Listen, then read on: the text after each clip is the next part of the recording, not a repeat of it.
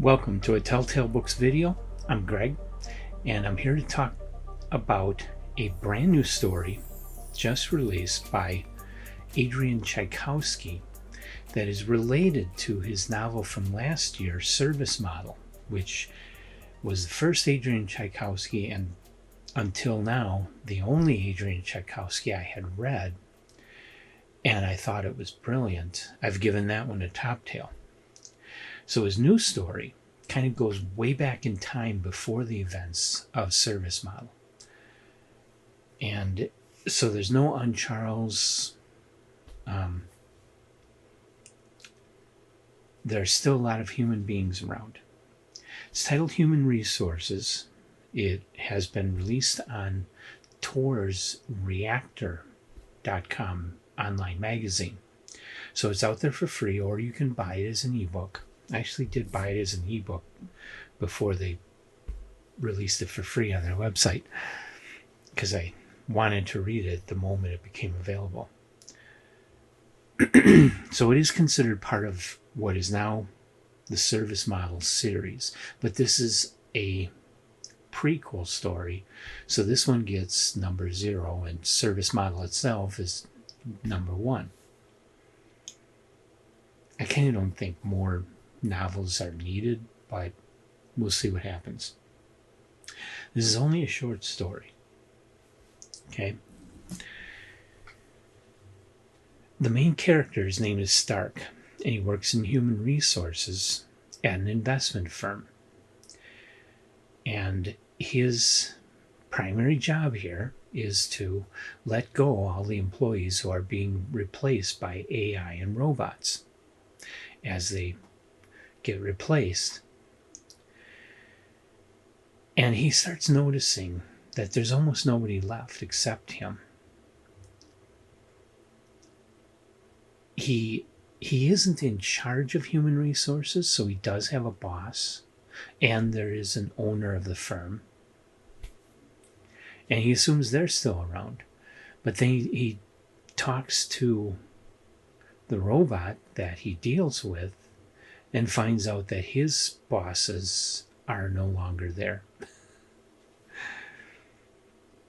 So he starts wondering when he's going to get the axe and who's going to tell him. Right? He starts getting very worried because everybody's job is being replaced.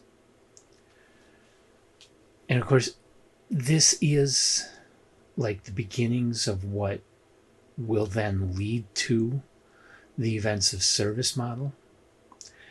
But it also is an issue that is very important today. I just saw an announcement, I think it was on Facebook. Some company I'm not familiar with, the owner of the company decided to replace all of his contract employees with AI.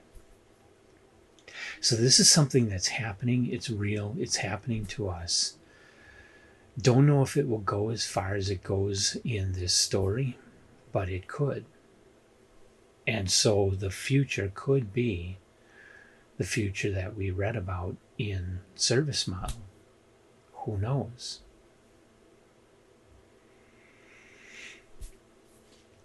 I thought it was a very good story, very well written, good characterization to Stark.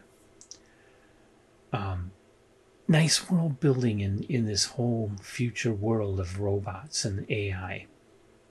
Of course, a lot of the world building had already been done in Service Model, and this is just providing it's a backstory for part of Service Model, really. But very well written, very enjoyable. I recommend it. I don't think it's as good as Service Model. I don't think it's a top tail. But it's definitely an excellent story, and you should read it. If you like Adrian Tchaikovsky, if you're interested in the issues with AI and robots that we're facing right now, you should read this story. It's a really good take on it. And free online. Go to Reactor magazine. No reason for you not to read this story. It's a good science fiction story. So have you read Human Resources, or really anything else by Adrian Tchaikovsky that you would like to say anything about? Just don't spoil any stories. Leave it in the comments section of this video. And I will be reading future Adrian Tchaikovsky books. So far he's 2 for 2. And I was online looking earlier today to find out. I was looking for a collection of his short stories, and there are a few. One of which it was one short story collection from 2020 was something that he made available online for free. A number of his stories as an ebook, and right now those stories just are living on web pages of his website, and they're all free, so you can go to his website and read them. But he does have some other published collections, mostly by British publishers, mostly kind of old, so it's hard to find new copies. Although I went to Waterstones and found his first short story collection is listed there for sale.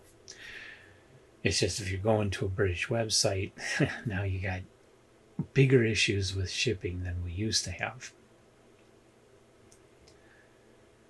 So, I haven't ordered it yet, mainly because I'm in kind of a money crunch with repairs to houses and cars, and so I don't have a lot of money to spend on books right now. But I would like to get a short story collection of his.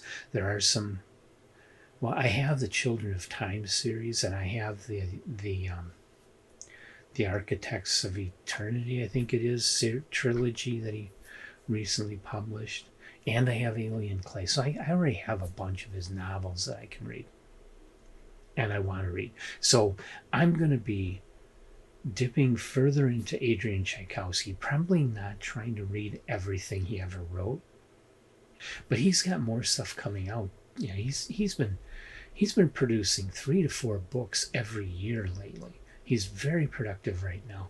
So I'm going to have a hard time keeping up with his new stuff, much less going back and finding all of his old stuff. But he early on in his career, he mostly wrote fantasy, and I haven't read any of his fantasy books yet. So I should try some of that before too long. So I'm going to be going back into Adrian Tchaikovsky, reading some things. I just not sure yet, because I've got so many other authors I'm covering everything they wrote. I don't know yet that I would want to add anybody else to that list. The ones I got going, I don't know if I'll live long enough to finish. So anyway, come on back. We're going to do more Adrian Tchaikovsky eventually, but in the short term we got a lot of great things coming up, like What Moves the Dead is what I'm reading right now. Emily and I are reading this. This was Emily's choice. May was her month to choose the book. We're switching off months, and so we're reading What Moves the Dead. I'm not about a third of the way through it right now. But we're going to shoot that video this month, and that will be live in June. The Decameron is also coming up. That's my pick. June is my month to pick, and I picked the Decameron by Giovanni Boccaccio. That's one that I've been wanting to read for years, and I've had a copy for years. I've actually had more than one copy of it, and I've got another copy on the way for the two of us to read. Mainly because you got to get the right translation of that book.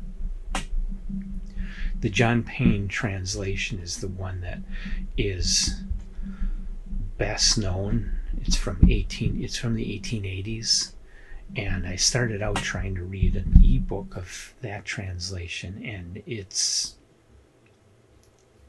his style of English is so heavy-handed that it's unreadable.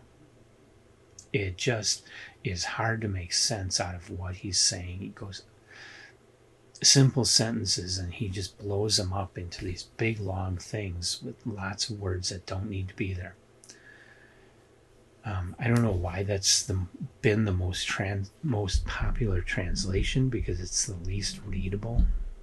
I mean, even other people who wrote during that time, like Edgar Allan Poe or Robert Louis Stevenson, are a whole lot more readable than this guy is.